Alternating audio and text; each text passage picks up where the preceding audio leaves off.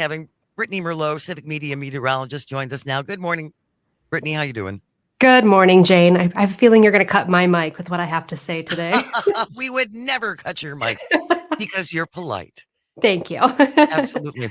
That was pretty wild on Saturday. I was watching the radar as that stuff started coming in, and southwestern Wisconsin and into the central part of Wisconsin, they just got creamed. Oh, absolutely. I mean, it was from the rainfall to the tornadoes to, I mean, they're looking at 6 potential tornadoes. I know 4 were confirmed.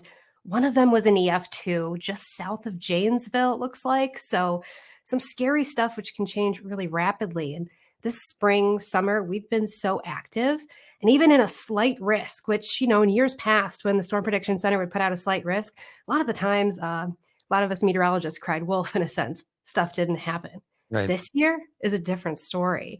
I mean, every time something keeps happening, we've had 33 tornadoes in the state of Wisconsin, and our average is 23. So we've already surpassed it by 10.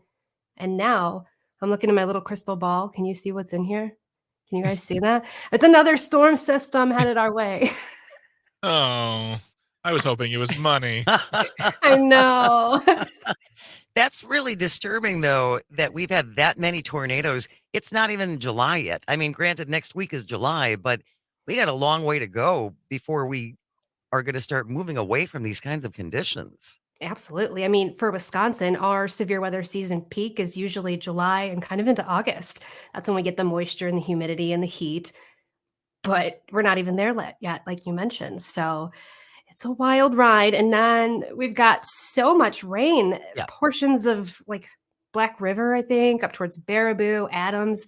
They got about 5 inches of rainfall over the weekend.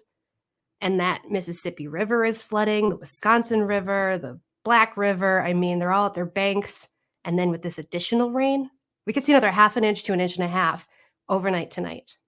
And this storm tonight is going to be coming in really early in the morning. So everything I'm seeing, Brittany, and even checking the National Weather Service forecast, they're saying between 1 a.m. and 4 a.m., which not that there's ever a good time to have severe weather, but overnight just is the worst because people are sleeping. And if it's pounding rain, yes, but you might not realize that your basement is flooding or that, because it's just not ideal. Yeah. No, that means we're not going to get much sleep tonight. I think a lot of us are going to have that anxiety of what's next, what's coming. Like you said, is my basement flooding? What are these storms bringing? And I will say that I think mainly in the northwestern parts of the state. Now, for you guys up north, it's going to start around midnight or so, 9 o'clock to midnight. Some of those really strong storms firing up with the tornado potential, a very large hail potential too. That kind of pushes in towards Eau Claire, where they could see the size of eggs. Remember us joking about that before? Well, here it is, that 2-inch hail size potentially. And then as that line starts pushing towards Wausau, Stevens Point, the Fox Valley, that's going to be after midnight. Definitely 70-mile-per-hour wind gusts are possible. Some of that large hail could still be lingering.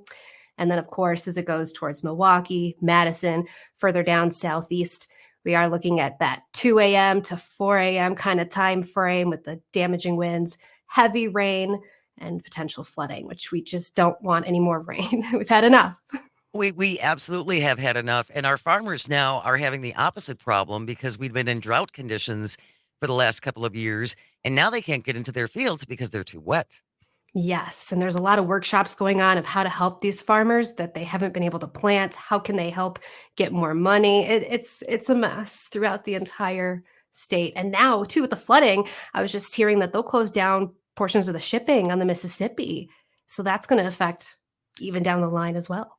Well, you said this morning that the drought was so bad they couldn't ship on the Mississippi because the waters were so low. Now that they're so high, they still can't.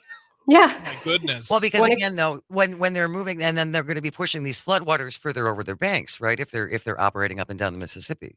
Exactly. And then if you think about it too, if they're going underneath bridges, there's height limits, stuff like that. Yep. Yeah. Oh my gosh. Yeah.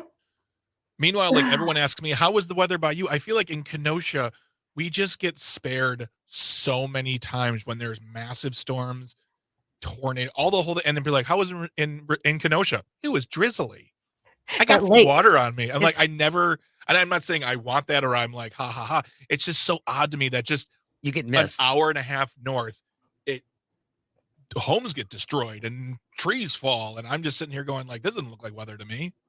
Oh, Oh. yes. That lake, though, she does do a lot of protection. Like you're saying, a lot of the Is that systems what it is, do hit. Brittany? Yeah, it's a whole different air mass. There's different temperatures, things going on. So it usually kills a lot of systems, but sometimes it can enhance it. But Yeah. those are rare times, obviously. But I've noticed the same thing when I was living in the Fox Valley. Everything would dissipate as soon as it went towards Green Bay. And I wanted a good storm, but I couldn't get one. So you moved to Wausau. Yep. I'm going to the middle. And she's getting them now. Yeah. Sure am.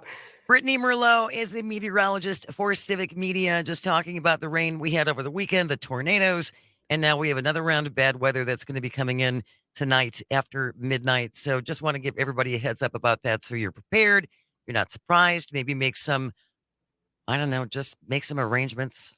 Be ready. Call Charge your someone who cell might phone. need help. Yeah. Charge your Yes. cell Charge phone. your cell phone. Get Oh, in one of touch these with guys?